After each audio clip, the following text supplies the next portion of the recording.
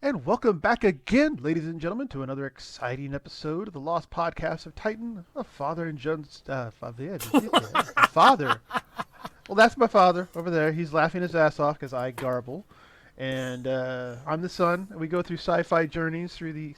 shit. No. These are real journeys. We are really going through these journeys through the sci-fi series that we both tend to like. I like to say that they unite our generations. It's almost as if I've been doing this for over 30 episodes, but Haven't we by now? Yes, but actually I don't think it counts because we didn't know our podcast title for about 5 episodes or so. So I did that one general recording and put it as a stinger in front of the others, and then I messed up the audio for episode 1. But whatever. We all learn. And welcome to 2021. Welcome to 2021. Happy New Year.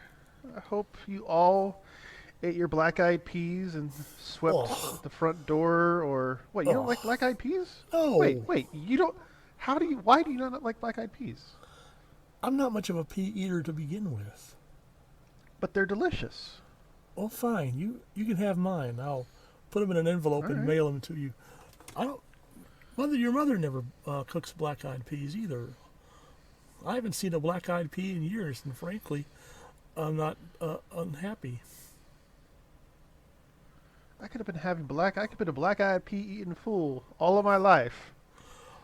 Oh. Well, it would have pleased Mother that I ate some vegetable at one point or another. Yeah, but I was going to say, you great big fibber. But I like anyway.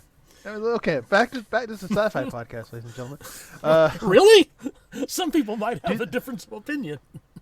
Listen, Spock would commend the logic of eating black-eyed peas on New Year's Day. Spock is a member of a vegetarian race. Exactly. So that proves my point.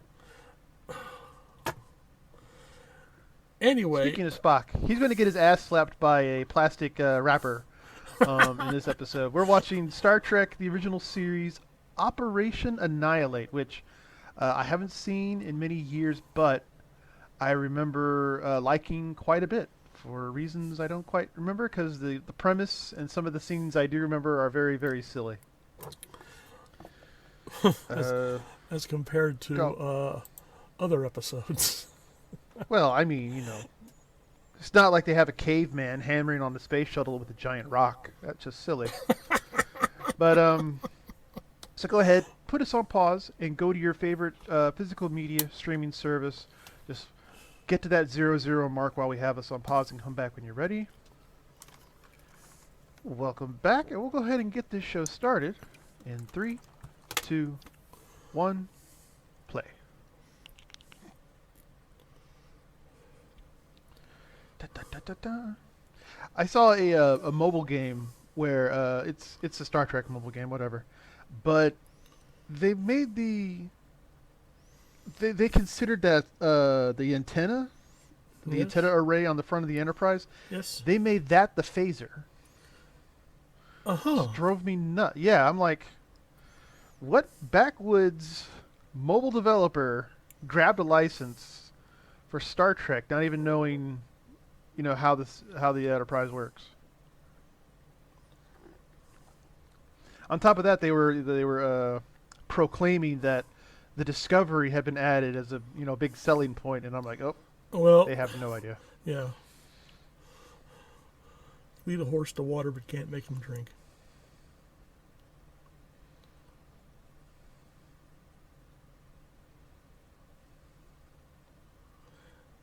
So only now they're just paying attention to this phenomenon? Well, the last one was what, 200 years ago? Well, 2 years ago. Oh, 2 years ago. So what are you doing up here on the bridge if you have no idea? So what you're saying, Spock, is we should just photon torpedo the last planet and the planet directly in front of it, and we'll be good. Well, that's... Very good. That's Warp 7. Except his Credits, John Roddenberry, written by. His brother and his family live on that planet, so there's an extenuating circumstance. Thus are the adventures of the SS Cynical Bastard.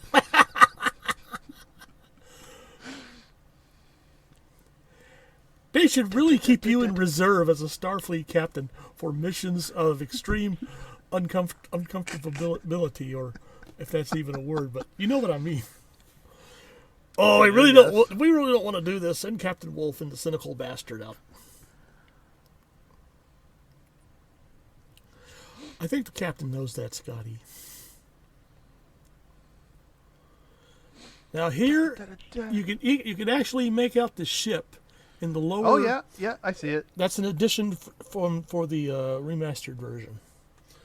In the original version, you just saw the sun getting brighter.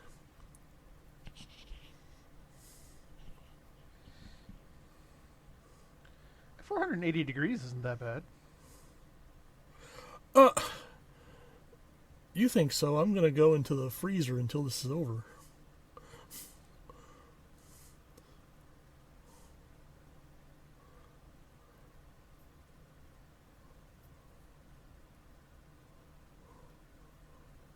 You can turn around. Thank you. Yes. Oh, here we have Sulu again. Oh, hey, yep. Welcome back, Sulu. I don't know exactly what happened. And Lanky motherfucker. Number 8 or 9, I guess, at this point. Not as lanky as I like, though. You're kind of Get a following closer around look the at him here. navigators with a tape measure and a ruler or something. Okay, you can't be the you can't be the navigator. You're not lanky enough. Exactly.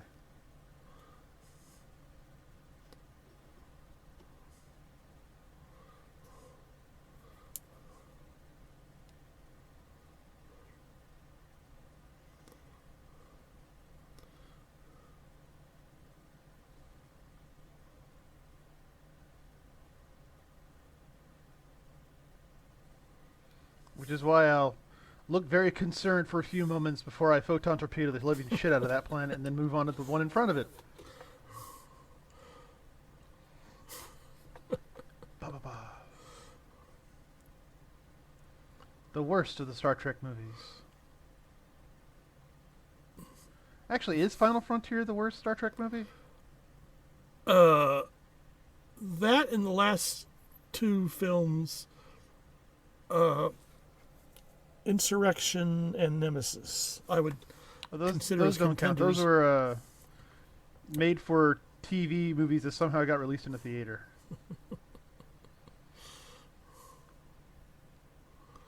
And excuses for them to ride on dune buggies, apparently. Yeah. Which I thought was a joke, but no, apparently it was just an excuse for them to ride on Well, dune buggies, yeah. Well, that's what happens when you let Jonathan Frakes direct.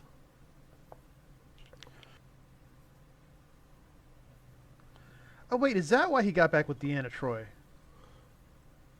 That could be, yes. Okay, alright. I don't know, he's done some good episodes. He did, the Locutus episode, right? The two-parter where Jean-Luc Picard, spoilers, becomes Locutus. I think he did that one. Well, now I gotta go and earn my pay around here.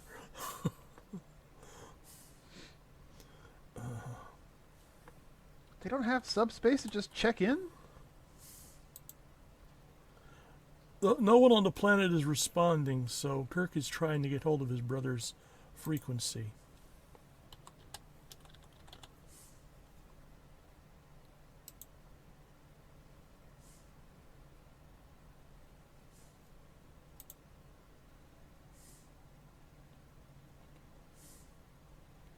The Best of Both Worlds was directed by Cliff Bowl, not Jonathan Frakes.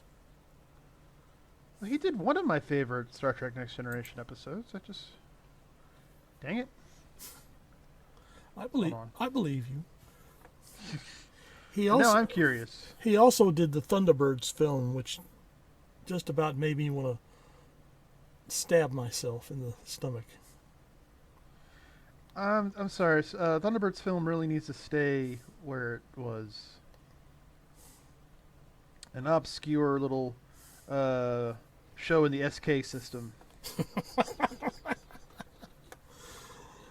Oh. Filmed on the planet Earth. How fun and charming it looks. Until I destroy it. Oh, he was a guest star on The Dukes of Hazzard? Huh. Yes, he was also. Are you talking about Jonathan Frakes? Yeah. He was also on an episode of MASH.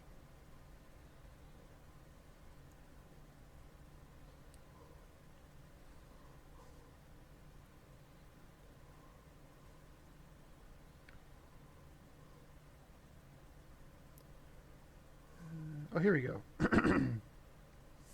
Ah, he directed Drumhead. Okay.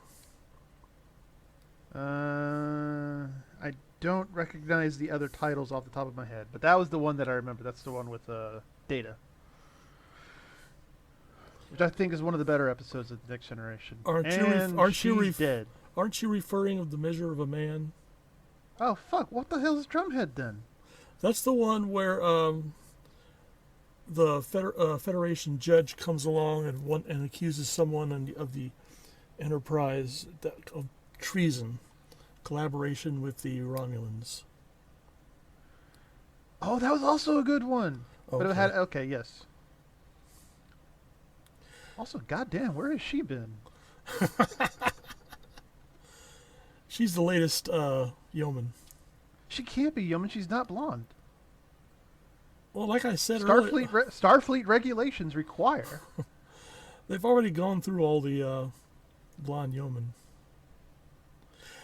They are filming at both the TRW Research Park, I believe in Redondo Beach, and also on the campus of UCLA.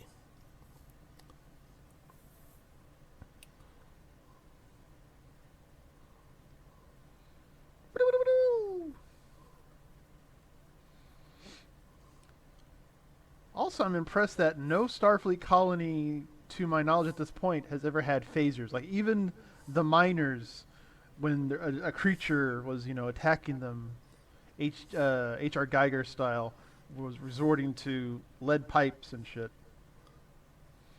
That's interesting. They don't apparently arm the colonies, and then they wonder why alien races come and take them over.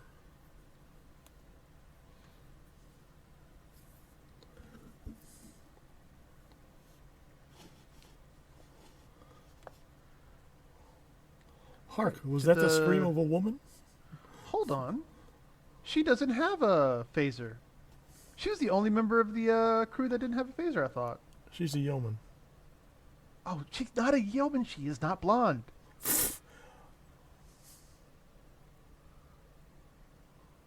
Oof. The hysteria.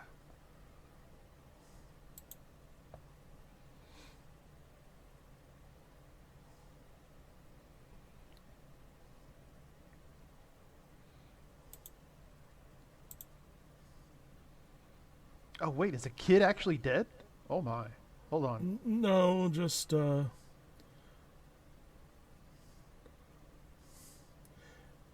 the Kirk's brother, by the way, is played by, wait for it, Oh, Jesus. William Shatner. Slightly disguised. I didn't even notice. He is so... Oh, my God. Is he so vain that he's like, we need to find a brother, someone who looks kind of like you. Well, I'm William Shatner. No one is as pretty as me. I'll just put on a mustache.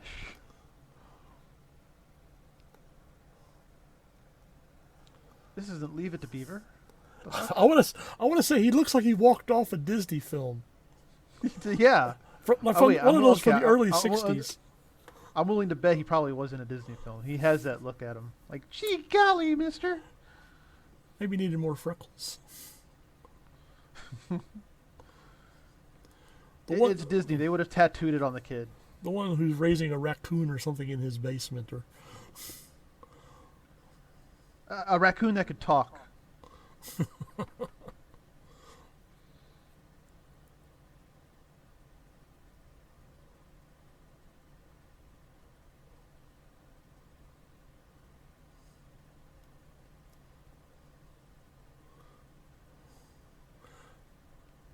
Haven't we been talking about mobile form of insanity? Yeah.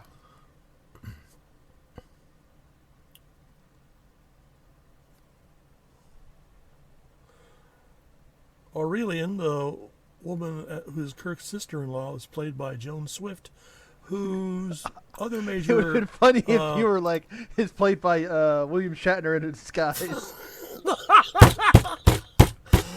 oh, that would have been neat. But the only other role Joan Swift had that I make note of, she was a member of the cast in the Andromeda Strain. Oh, she was in a good movie. Okay, all right.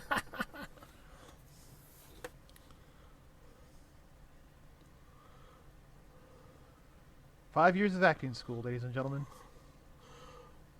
You take what you get.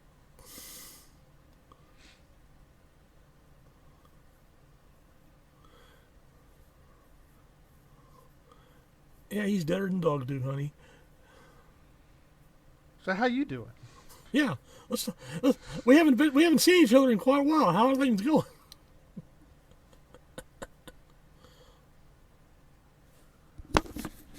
And now for the vague explanation. She could have just said, there are these creatures. They're very tiny, and they, land on you and you become insane. She doesn't quite have her act together, and I think Kirk is really asking questions at the wrong time.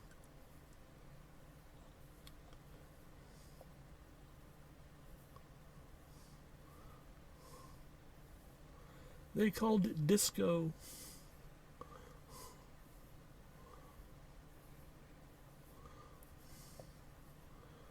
Are there a lot of lights out in the sick bay, or is it just me? Well, they got to make it dramatic, Oh, okay. Well, wouldn't they shine a pin light into his face then? Yeah, I was about to say that's missing. He usually has a pen light going on, to highlight his eyes and the intense Shatner stare.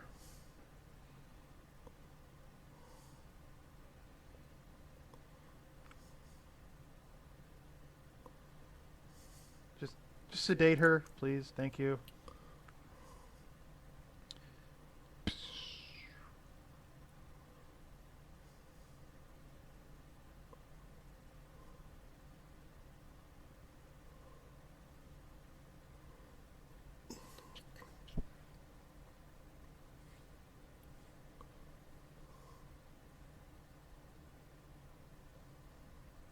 Mm-hmm. All right, so what is the subtext of this episode? Avoid any rooms that have frozen pizzas hanging on the walls and ceilings.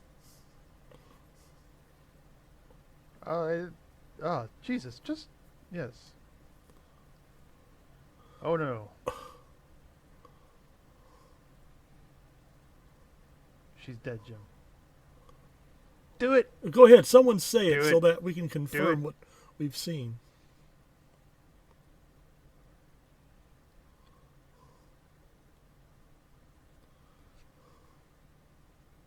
All right, time to question the kid. Yeah. Here, kid, get up. Slap, slap, slap. What was Haley Mills like in person? How's Wally doing? How many of those freckles were tattooed by Disney?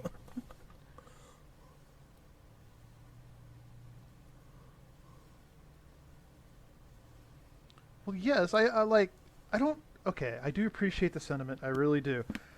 But I've never known a doctor not to do that. Like, fuck it. I'm going to get some lunch.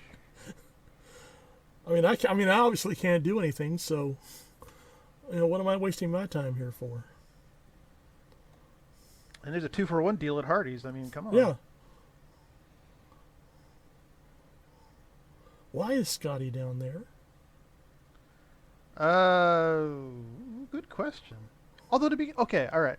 Doohan probably was like, yes, I'll take this part as the ship engineer, but I would also like at least X amount of story time, and they can't just simply make an engineering problem to relate to him, so they probably just make him part of the landing party time to time.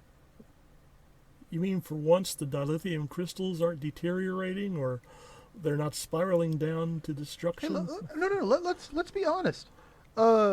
We've had one issue with dilithium in the entire season, and that was with Mudd's women, I think, right? Well, that was also with the episode we just saw. If we've been paying closer attention, That does not count. That was the shittest episode of Star. That doesn't count. Like the oh, biggest Star Trek fan would like clutch their heart and weep a tear at the loss of that episode. Yeah, she doesn't have a phaser. She's the only member of the landing party without a phaser. well, she could throw the tricorder at it.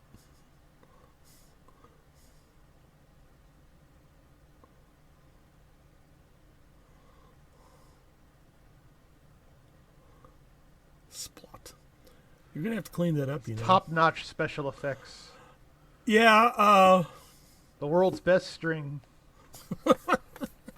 only the best for this series.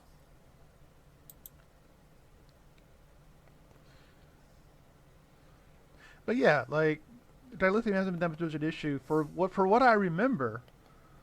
Like if I was to be asked what was the number one issue in most Star Trek episodes, I would say Klingons on the starboard bow and dilithium fracturing, all that shit. All right, come on, string, and bam!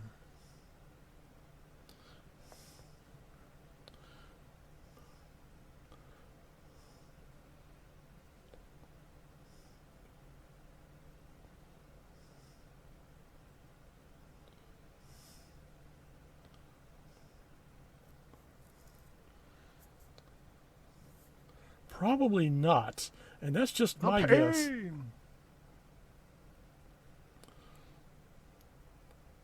The parasites, by the way, were designed by Hua Chang, famous monster designer for the original Outer Limits. And what? He just threw up and put some polyurethane over it?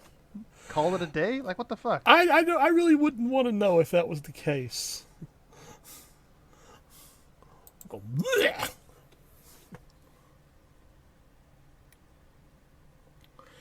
They are saving on lights there in sick bay. Oh, he's got the pen light now, Oh, and she does as well. Okay. is her hair darker? It's probably the light. Oh, Remember we were just discussing that? yeah. Stay focused here. We gotta hang on.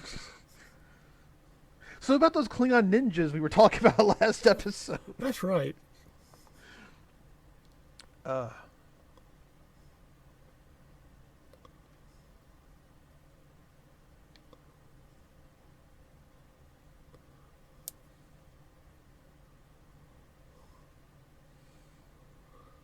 Oh,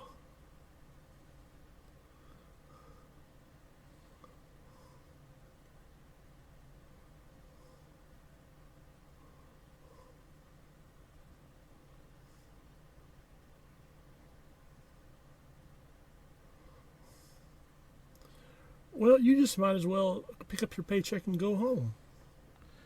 all right, space the doctor. Get a new doctor.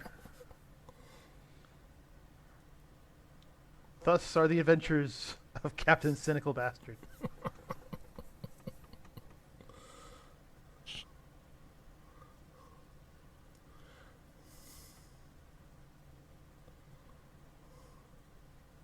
Ew. Well, take a wild guess, Captain.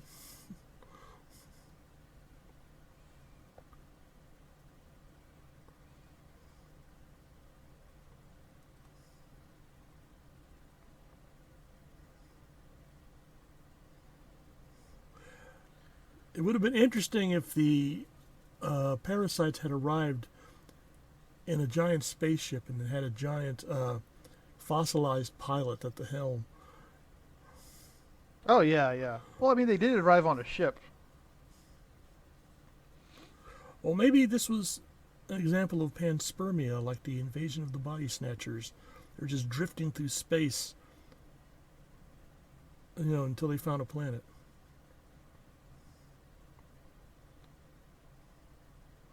Oh, Damn.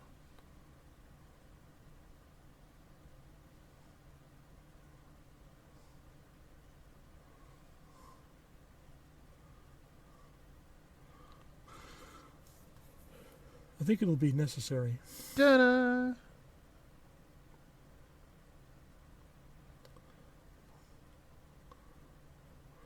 Well, Scotty, we're just That's going to not stand in the Leonard anymore. background and hold the doctor.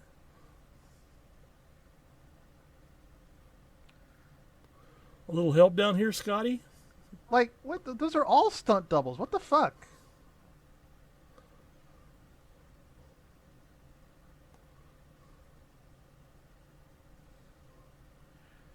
I didn't think this. I mean, they're not in full combat. They're mostly trying to restrain him. Why are they using stunt doubles?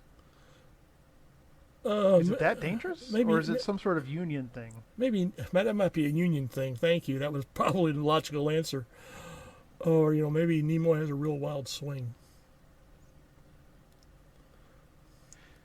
See, I don't know if I could. Like, if for whatever reason I was an actor, haha. But, and I had to do a fight scene, that would make me nervous as hell.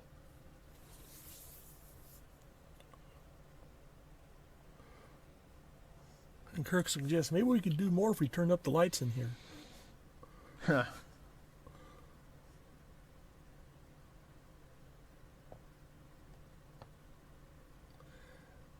And I just think you'd make a decent actor. Maybe not the ghost of Olivier resurrected, but I can think of worse. Go in a few Michael Bay films, get a few $1 million, and do some better work.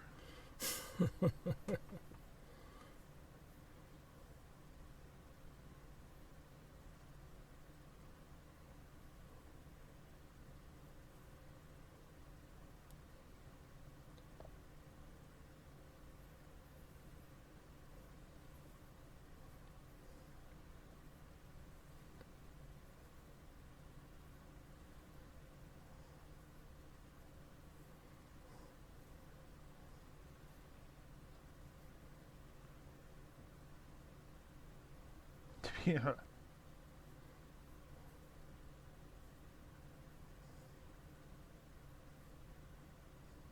I don't know if I could deal with that, to be honest. I mean, even with the whole logic, pain, blah blah blah. Yeah. So it would be like a needle in the back of the neck, just pushing in. He makes it sound way too easy. Yeah.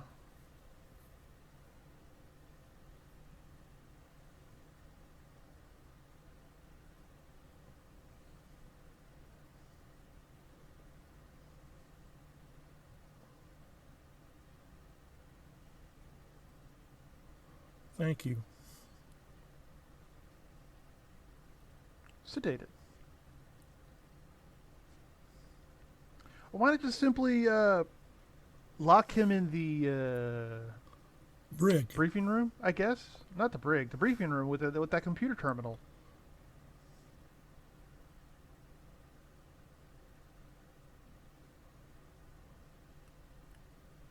Keep him sedated. Lock the both of them in the conference room. Well, what is little Timmy going to be doing from Disney? This like, and the raccoon could talk, and he taught me about love and friendship. Oh, very good, Timmy. Vulcan neck pinch.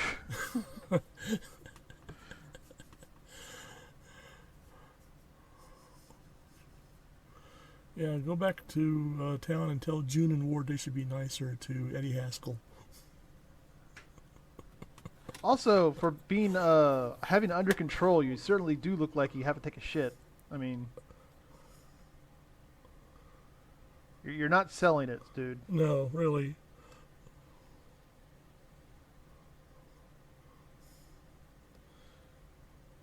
And you still ought to apologize to Nurse Chapel. That would be illogical. It'd be nice. Niceness is always logical. He doesn't care about that. That's why I feel the one crew member on the human crew member on the Vulcan ship would just be driven mad because no one would be polite.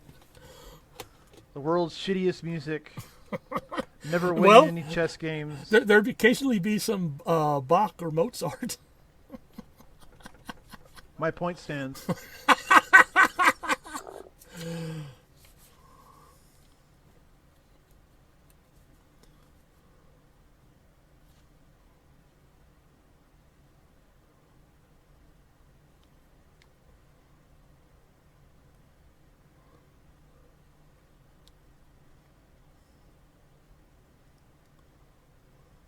and he outranks you. Da-da. Oh, now he has a phaser. Put him to sleep.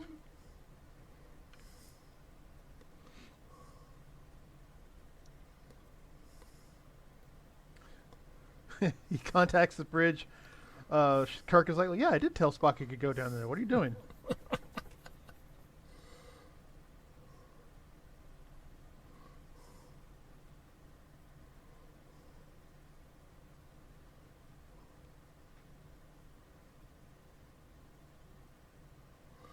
All right, we're going to play word Yeah. games.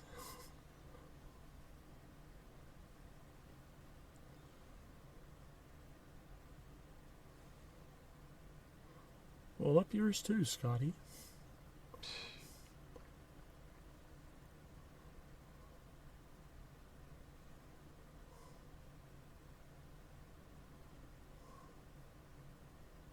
So he's going to put the creature in a lunchbox.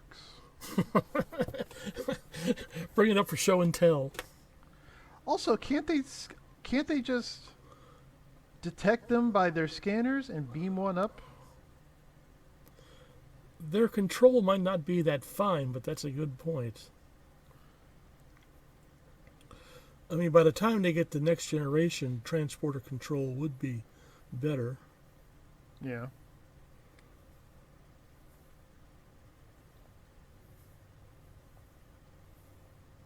Oh, damn, that reminded me of a shitty episode of The Next Generation. Remember the one where there were monsters in the transporter?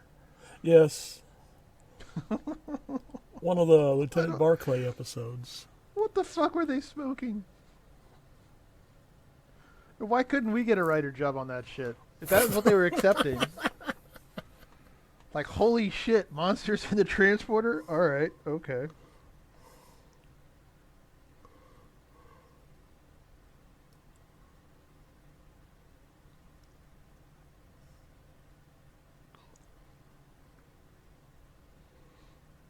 God damn.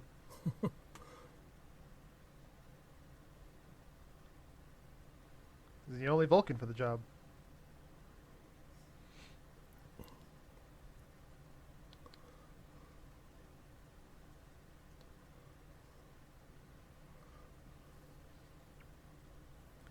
Also, if the brain is overwhelmed with pain, doesn't it automatically kick in endorphins?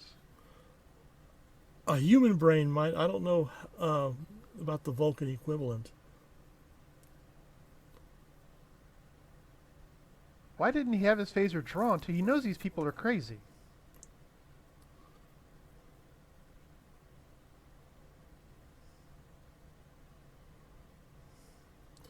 Well, he might be because he's concentrating on dealing with the pain. Oh, but no, that's no longer an issue. It's been discontinued. I think Air he- quotes. Hello, what is that right now, Jeremiah? It's a phaser? No, his actions. He's having trouble Pain? dealing with the pain. Well, yeah, I know he's lying. He's a smug, lying bastard. Like all Vulcans. Mm-hmm. So did they film this over the weekend when no one was there, or did they just block off areas? They may have just blocked off areas, but maybe they filmed, and maybe not everyone at TRW was working on the weekends, and so they had the whole location to themselves. Now, that is not an indoor at TRW. I think that was an indoor set that they, Okay. that they threw together. I mean, like, hey, honey, they're filming shit right outside my office. I'm going to be on TV as an extra, and I get my own yeoman. And the wife says, let's talk about that for just a bit. Oh, hush, you get your own Vulcan. And she, oh, okay, this is suddenly a win-win situation. Wait, how many years has it been since he's been in heat? 6.5. Oh, wow. Perfect time to wine and dine. And then on to Ponfar. A little Parmesan sometime in the oven, and I don't know, might have something there.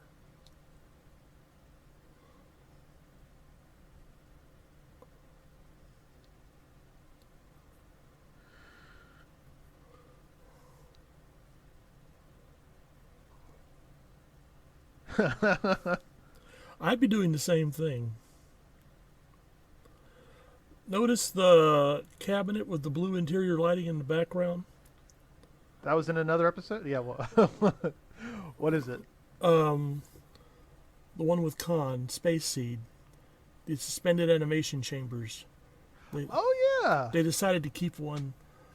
They're not going to go to the trouble of building that whole business and then just throw it all away.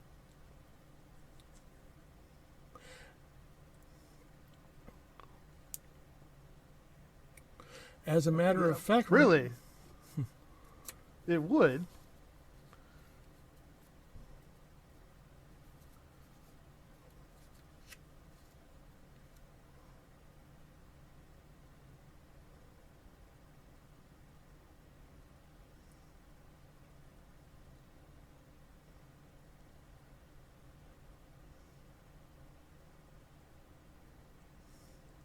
Not really, no. Like, you can destroy a single cell easily. But the point is that there's like billions of other cells. well, he just said it's from the point where our physical laws no longer apply, so that was their exit strategy for that earlier line.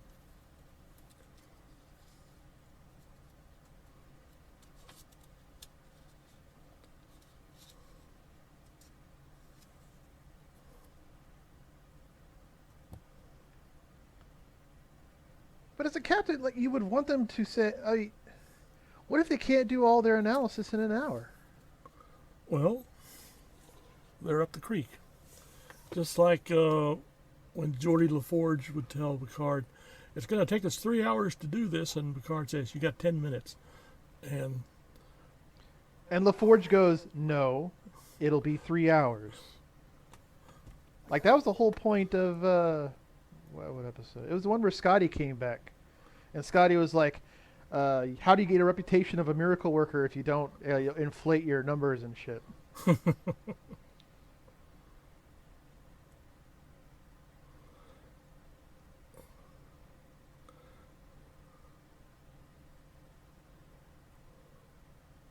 well, that's one option.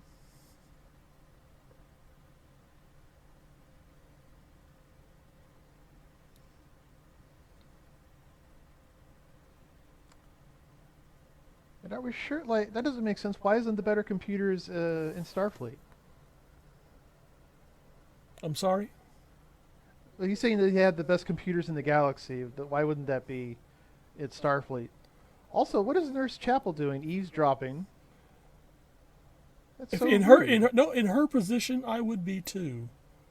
She's got work to do. She also has to stay a couple of steps ahead of the main characters. But little Timmy needs help. Julie Andrews is pining for him. She's putting in work. Like she hasn't said anything the entire episode, but she's been in multiple scenes. She is her name is Marushka. She is better known as a fashion model. In fact, she was a famous fashion model back then. But she was also a big Star Trek fan and jumped at any opportunity to be included in an episode. And so here she is. I don't Oh, think. really? So she's in multiple episodes? No, this was her only episode. I don't think you want her delivering lines. Oh, no. It's like Dorothy Stratton in Galaxina. She was really great in that film, and then she opened her mouth and tried to deliver lines. Oh no, you never saw Galaxina? No. You know Who the fuck is Galaxina? It's a movie. I gathered that, yes. Yeah, and Dorothy Stratton was a Playboy playmate, and they decided to put her into a movie, forgetting that Playboy playmates are not selected on the basis of their thespian abilities. That would be an interesting spread, though. Playboy playmates who are Oscar-winning actresses. What's her name? Who was in The Nutty Professor? I believe Jill. No, not Jill St. John. but she was a Playboy playmate. And although she hadn't won an Oscar, I thought that she did a pretty decent film. Well, my specification was they win an Oscar. Stella Stevens.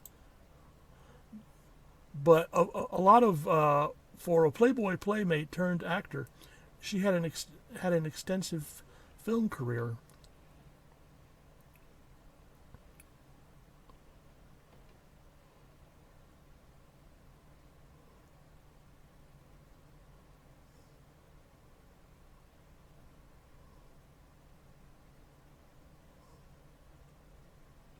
It's the light, you dumb shits.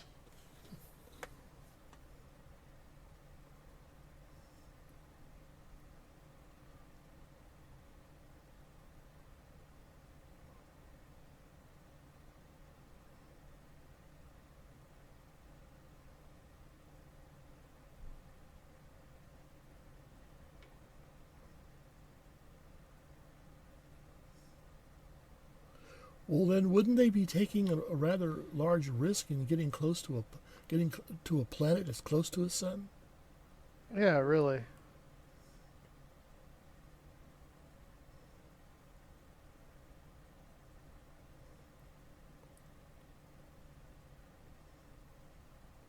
And blinding everything on the surface. Apples and oranges. I mean, blindness versus lethal agony. Fair enough, but it would hurt the animals. Like if I recall, there was a ancient not recording, writing talking about like a supernova that for a couple of nights made the nighttime almost as bright as day, but it caused the animals to go basically nuts. Yeah, because their sleep cycles were being interrupted. Yep.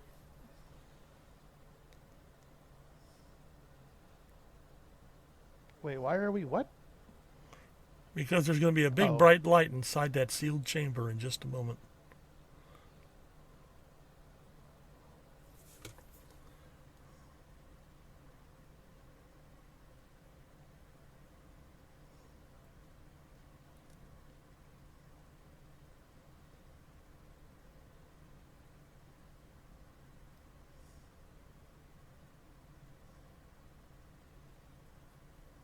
All right, Spock, have a seat inside that chamber and put on the mask. Although, what if that meant that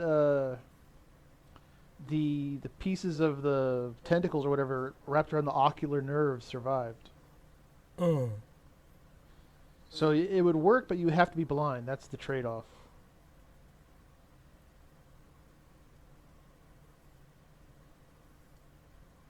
Hint, hint.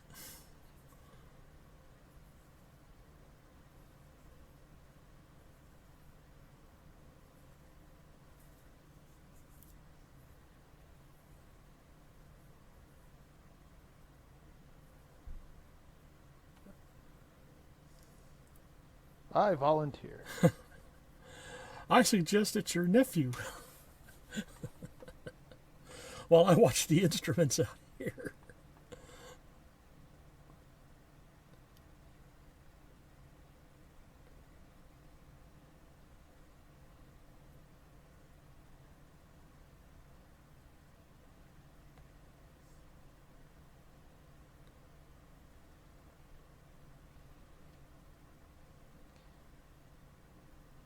So why don't... Okay. How many colonists are there? Do we know how big this colony is? On Denova? Hold on just a moment.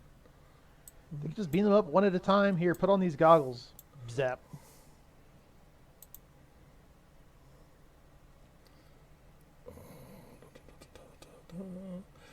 Over 1 million inhabitants on the world, with more than 100,000 living in the capital city alone.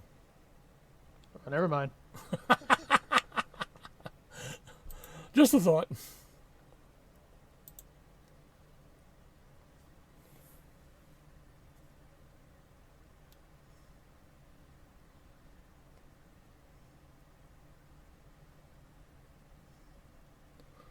So we'll give him a white cane or a German Shepherd. Quit whining.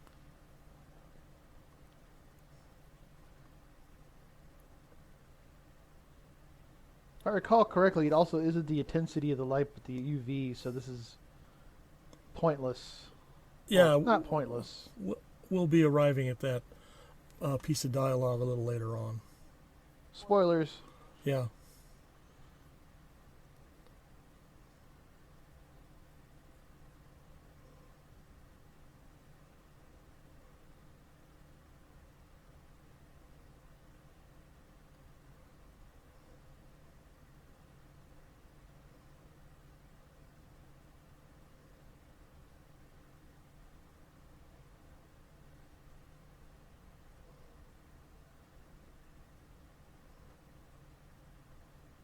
I'm also quite blind.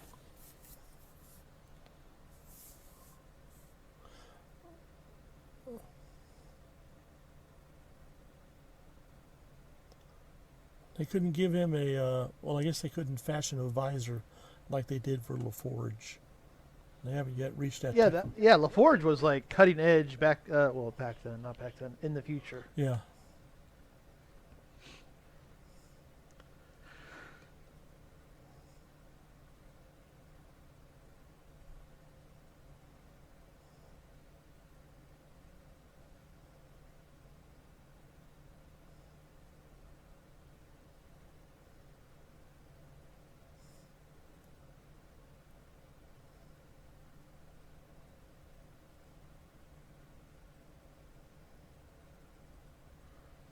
So they just went right ahead to human testing before getting the full test results from the previous one. I guess, yeah. Or either that or maybe Nurse Chapel could have run a bit faster. But, well, don't you feel stupid now? This is why I don't think Starfleet is sending their best and brightest sometimes. Well, if I recall correctly, and I'm not sure how acceptable this is in canon, but McCoy, who was an established doctor, joined Starfleet as a result of his broken marriage. He had to get away from it all. Wait, what? Oh, okay, I see. Okay. Oh, damn! Hold up. Yeah, this is a remastered bonus.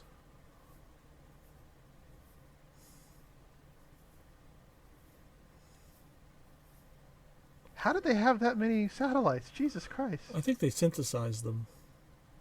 Oh, okay. But we don't have synthesizers yet. Well, we do. We have. Me. We Nitpick. I'm trying to be helpful. They may have had satellites, and these have just been modified to emit light. You have kind of like a generic satellite. That doesn't solve the problem that those are fairly large satellites coming out of the ass of the Enterprise for 210 of them.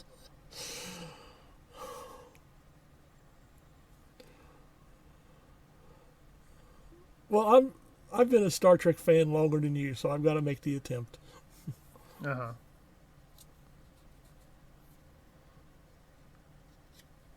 That's kind of disgusting. Wouldn't that kill the plant life?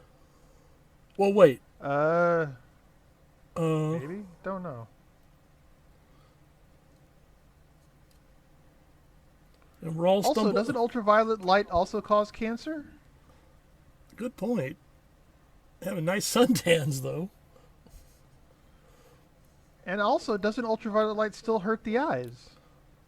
Like, I recall being in ultraviolet rooms and they're like, don't look at the light, please. Stop being a dickhead. Stop looking at the light.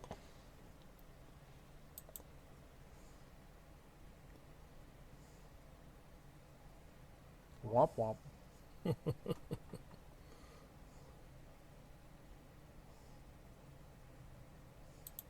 I think it was, actually, yes.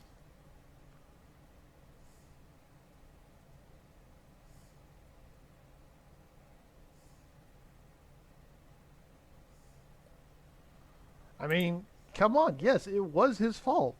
Yeah. Put blame where blame is due. Oh, she said something. Okay, maybe. That's Okay. her. That's her entire Wow. contribution to Whoa. the dialogue. Okay.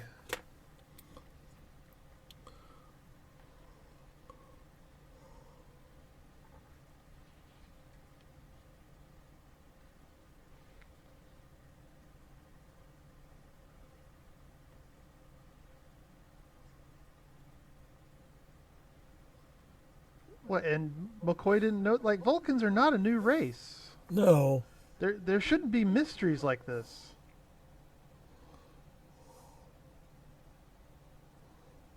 and that look And Uhura.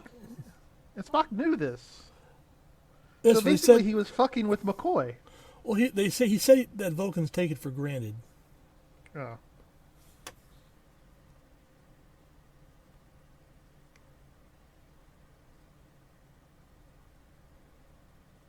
Oh,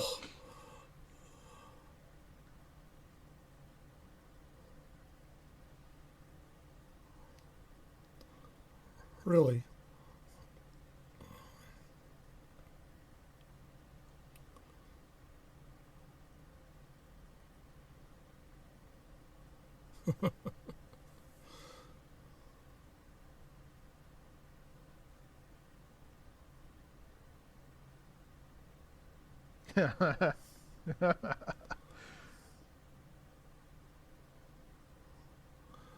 And that is a small bridge. Yeah, it is really.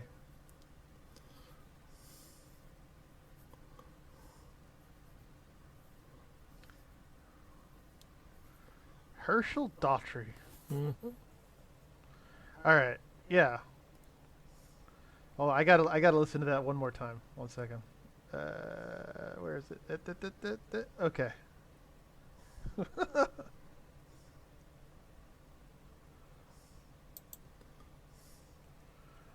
She's all right. I mean, like, I don't think I would be able to deliver any kind of line any better than that if I was suddenly on a Star Trek episode. At least they didn't try to overdo it. Yeah. And Fair enough. they realized her assets and her liabilities. Ha ha. Well, she was very beautiful, and like, I was just curious why she didn't have a fucking phaser. Is she not allowed a phaser as a guest star? That's interesting. Maybe there's something in the series Bible.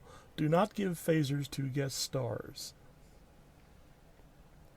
That would be kind of cool. All right. If you were a guest star, okay. If you were a guest star on a Star Trek episode, any series, and you got to play an alien, what alien would you play? Romulan. Romulan? Okay. I'd go with Borg. Huh. Unless it was a recurring role. If that was a recurring role, I would be a Vulcan. Not a Vulcan, Romulan. But if it was a one-shot deal, I would love to be Borg number 3 of 2, whatever. It's a little inside joke. That doesn't make any sense. How is it 3 of 2? Shh, shut up. He's a guest star. He didn't have time to read all of his lines. He has no lines. His acting cue is just walk forward menacingly and we shoot him. Shut up. Number 17, Romeo Delta 51, System 609, Unit 91. But you can call me Ralph, my friends do. That's also So, an ladies and gentlemen, inside joke. if you could be a guest star alien on any Star Trek series, please let us know which one you would be. And email us at lostpodcast@titan@gmail.com or let us know on our Facebook page or hit us up on Twitter, whichever. I'm betting that if we get responses on this, we'll have one person wanting to be a Q. No, I don't think that. No. You can't be a Q. Nope. Mm-mm. That's a bit too high grade. Like you're not allowed. Or how about the next best thing, an assistant bartender in 10 forward? Ooh, there you go. Because that always confused me.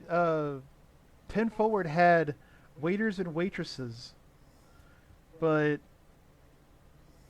that's a job. How does that job work? Do they get paid? Is this something people do for fun? I don't understand. Well, by that time, you'll note that the Federation was also employing civilians.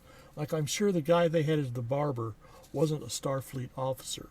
That was just a barber they hired to handle the barber shop.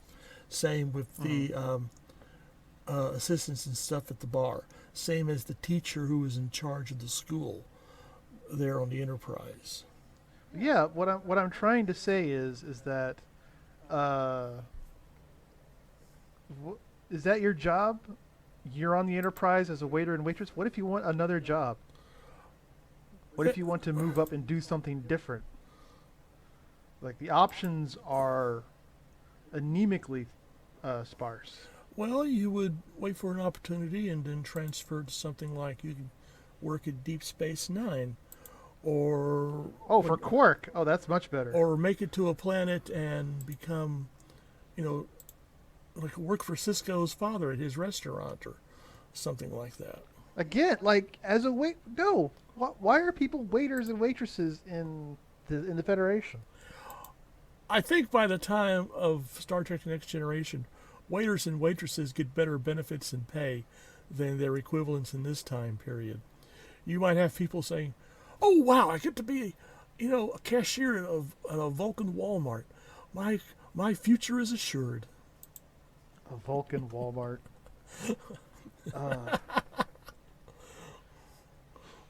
Or like, let's go to Vulcan. Who's the janitor on Vulcan? Like, who's the custodial staff? Well, there has to be someone. They can't It's all only be logical. They can't all be scientists or healers or stuff like that. Like when we took that two-part episode on Romulus, unification, Yeah. and you had the little the little Romulan cafe where, and that had to be run by someone. Not everyone on Romulus was a starship captain or a member of the Tal Shiar or something like that. You had waiters and janitors. Like, imagine being a Romulan plumber or something. Knock, knock, knock. Yes, Romulan plumbing. I understand your sink is clogged No, up. well, I can understand. No, it makes sense with the Romulans. What I'm saying is, what the fuck are the Vulcans doing? Like, who's the Vulcan street sweeper? Apparently it is thought logical that the streets have to be swept. So we'll find the most logical person to handle the job, and someone holds up his or her hand and says, "Yes, I can take that job, and I can be contemplating deep philosophical concepts while sweeping up I garbage." don't think so, because the whole Vulcan premise is the exploration of the mind and being the best you can be. So anyone who's become the custodial street sweeper, that is the best they can contribute, and they would be the first ones to look down, I think, on that person, because that is all they are able to do. They can't rise any farther than that. It wouldn't be logical to look down at a person like that on Vulcan.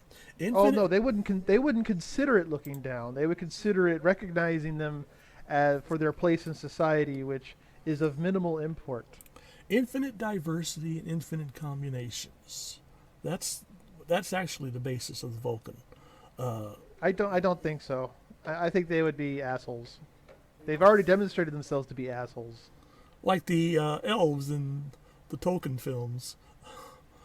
Exactly. Yeah. The elves who desire knowledge above all. And yeah, a bunch of smug bastards. And I speak as someone who liked Kate Blanchett as Galadriel, but really, not to mention. I liked. She had the best line. Like, that's the line you want your woman to scream at you during intimacy. No, I don't think so. Oh, you're no fun. That's how you want her to raise the kids. Instead of a mother, you'd have a dark queen. Well, yes. Now behave, kids. Really. But when you can that if it wasn't for the elves, we wouldn't have had Sauron to begin with.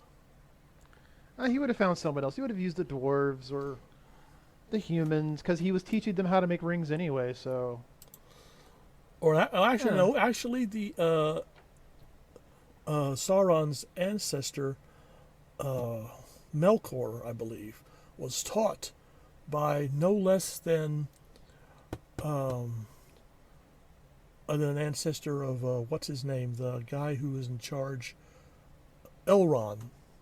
It was Elrond's daddy, I believe, or granddaddy, who taught Melkor, or who I gave Melkor access to the Silmarils, which led to the War of the Jewels, which was a predecessor to the War of the Rings.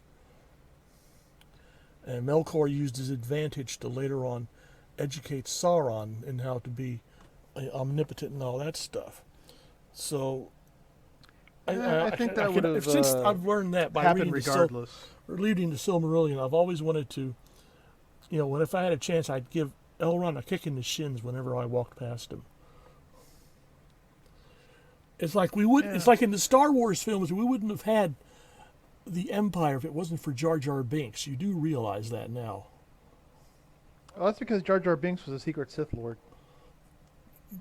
Oh, okay. You haven't heard of that theory? No, but now my digestive system. You have not heard of that theory? I have not heard of that theory. Oh my God! Hold up. How long was this video? 1 second.